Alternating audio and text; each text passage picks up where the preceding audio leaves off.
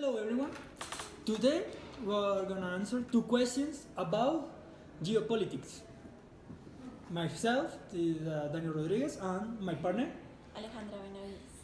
And the questions are: what are the two phases of contemporary geopolitics? And what does the author mean when he states space becomes a discursive subject? So, do you want to start? Okay. So, first we're going to talk about what are the two phases of contemporary geopolitics. Yes. Go ahead, Alejandra. Well, about this question, I think is very interesting in the text because the author tried to explain how things are changing in geopolitics. We saw everything that Mackinder talked and how the world have the view about geopolitics with all the Alemania Nazi, and then the things started to change, and today they worried more about how geopolitics affect the space. So for me this is very important, and also is a new perspective that is important to study and understand in international relations. Okay, yes, of course. I mean, we are talking about the, like, not the Cold War, but before that, like the First World War and the Second World. Yes. And you can see it's kind of, there is a pattern. Everybody wants to go back to the, like, whole idea of geopolitics, but there are some historians, some authors, some geographers that actually they think no, that is not the way. We can make it better, and they try to use another phase. So for the second question, we have: what does the author mean when he states space become a discursive subject? So when we are talking about geopolitics, when we are talking about how the, not only the author but everybody else think about geopolitics, we are talking about like the hard geopolitics. We're talking about, oh, there is territory, we have some interest, and that's all. Well, in the new era, or what the author Basim want to say is, there is not actually that clear. We can make it like not that. It's not like that clear.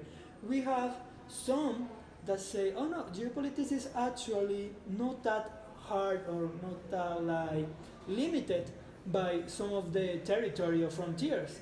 There is actually one of the social elements involved in geopolitics. So when we are talking about, so what does the author means when a space becomes a discursive subject is like, space is not only territory. Space is not only this like hard idea. It's also a social idea. It's a social expression.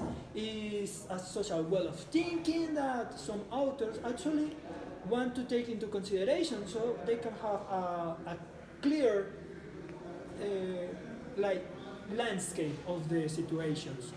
But there is interesting because the author in the first part said that is more like a social idea, but then he goes back and say, oh, but actually that is not all. We have to take into consideration the old ways. We have to take into consideration Mackinder.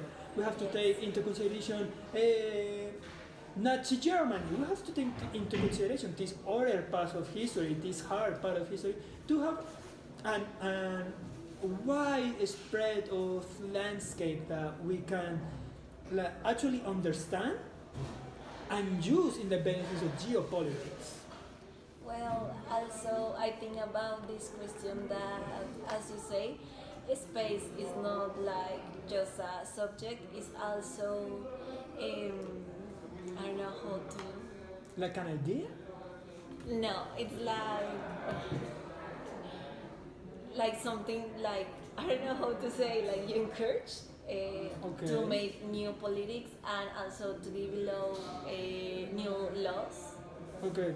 And Yeah. this is very interesting. Yeah, like when you're thinking about how laws are made, and they are taking into consideration kind of geopolitics, because you have one problem, but you're trying to solve it with a law, but that law can not only be about that problem. It have to be about other problems of Yes. many people. So I understand that you say that space is not only that, it's something else, it's more. Well, well, thank you very much. Thank you. This has been the answers to our questions, and see you next time.